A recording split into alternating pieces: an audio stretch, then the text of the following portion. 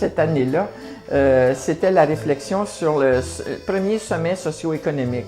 Hein? Le Parti québécois était réputé pour ça. Et j'avais voté contre la participation au sommet économique. Il y avait il y avait eu un gros débat à la CEQ. Je pense que c'était coupé par deux. Là. La CEQ avait participé.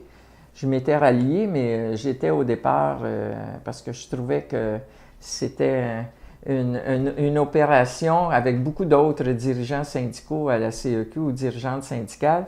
On trouvait que c'était une opération d'intégration du syndicalisme au sein de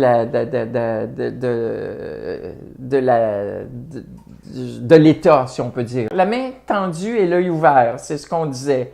Mais en même temps, on ne voulait pas participer à un sommet socio-économique qui nous lierait on savait qu'il y avait les entreprises puis le monde patronal, puis on sortirait de là un peu les mains liées par les décisions du sommet là, tripartite, hein, les entreprises, le gouvernement puis le monde syndical. Bon, je ne vais pas faire le bilan de tous les sommets socio-économiques qui ont eu lieu, mais après ça, on nous servait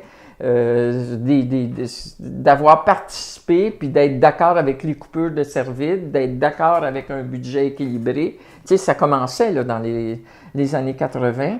Puis évidemment, 82, ça a été le coup, là. Coupure de